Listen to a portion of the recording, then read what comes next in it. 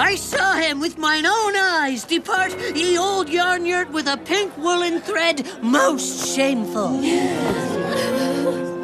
It's not pink! It's fuchsia! Oh. He's a knitter! Knitter! Knitter! No, I'm not a knitter. No. Arthur isn't just the face of PBS, he's the middle ground, the moral compass, the average kid we're supposed to relate to. But in this episode, he just straight up becomes the villain. No, not by accident or by mistake, but because he refuses to let go of a joke until it breaks someone. The episode opens up in Sue Ellen's bedroom. She's writing in her diary and she's upset. She explains that last week she gets a package from her pen pal in India. Inside it is a wool jumper that's handmade. It's a bit oversized, but she loves it.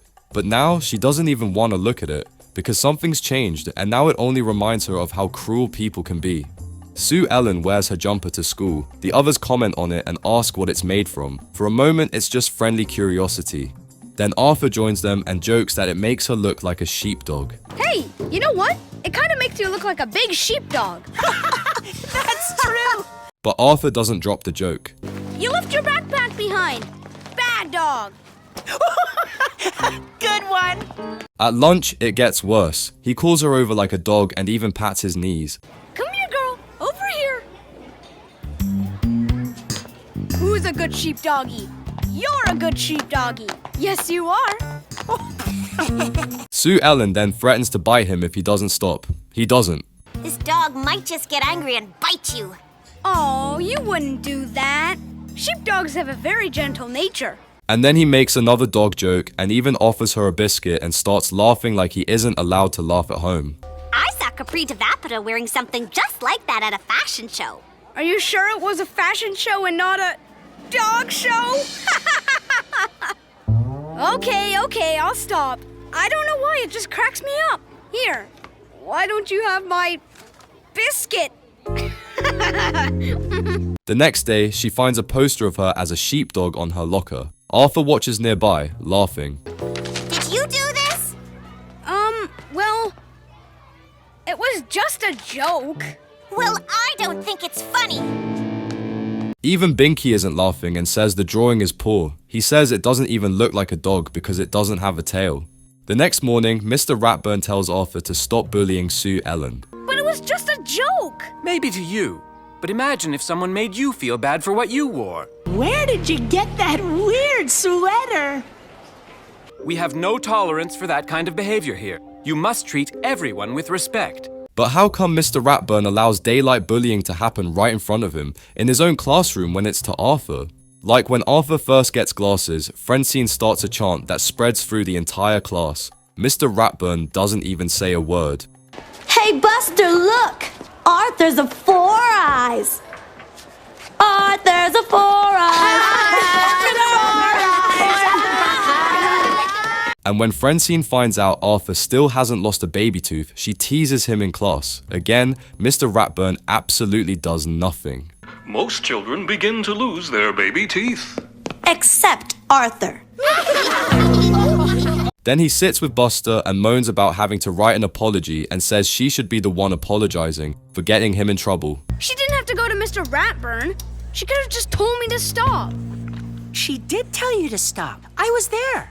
That night, Arthur writes the letter saying he's sorry she can't take a joke and suggests Sue Ellen is just way too sensitive. Dear Sue Ellen, I'm sorry I upset you. I didn't mean to. It was really just a joke. I thought you could take a joke, but I guess I was wrong. I've been teased before about wearing glasses. But I never felt I had to tell the teacher about it and get someone else in trouble. Maybe you're just overreacting? It goes on like that for the whole page. He isn't sorry at all. His friends try to stop talking to him but can't even do that properly. What's going on? We're not speaking to you. That's what's going on. Buster, you just ruined it. I did? Oh, Why aren't you speaking to me? I tell you, but I'm not speaking. You just did it again! Ah! Come on, Francine. Let's sit at a table that doesn't have any bullies at it. He tries to apologize again, but is still too egotistical to admit he was wrong. Do you still think I overreacted? Well... Sorry. That night, Arthur sits at his computer and photoshops the worst edit ever and sends it to her email.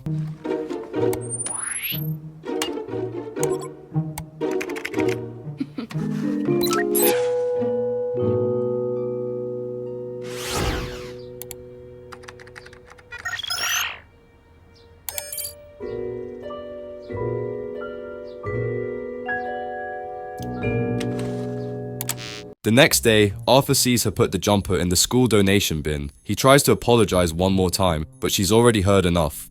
Oh, there you are. I tried to call you this morning. I'm really sorry I sent you that picture. I felt bad as soon as I hit send, but I was just upset because... You thought I overreacted. I know. You've told me. At lunchtime, Arthur gets told that Sue Ellen is leaving their class all because of him. Well, I hope you're satisfied, Arthur Reed. Look, I said I was really sorry for sending Sue Ellen that email, but she didn't... What email? The one I... Isn't that what you came to yell at me about? No, we came to yell at you for making Sue Ellen ask to switch classes. What? Because of me? Of course. She doesn't want to be in a class with a bully. Arthur sees the jumper, picks it up, and then that's when it hits him. He remembers everything he's done. Hey, you left your backpack behind. Bad dog. Who's a good sheepdoggy? You're a good sheepdoggy. Yes, you are. Are you sure it was a fashion show and not a dog show? It was just a joke.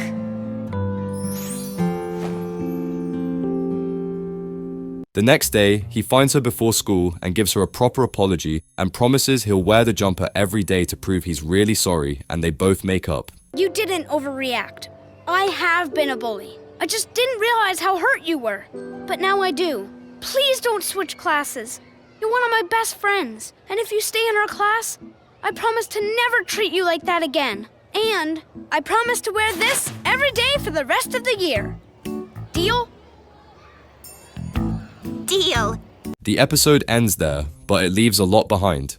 This is easily one of the worst Arthur episodes to have ever aired, and it's not because the message is bad, it's because it's handled poorly. The episode tries to teach kids that jokes have limits, that teasing can turn into bullying, that even people who think they're being funny can end up hurting someone, but it makes a critical mistake. It puts Arthur in the role of the bully. Arthur is supposed to be the emotional anchor of the show. He's not perfect, but he's reasonable, relatable, and balanced. If anyone was going to get this kind of storyline, it should have been Francine with her history of bullying, or even maybe Buster with his jokes.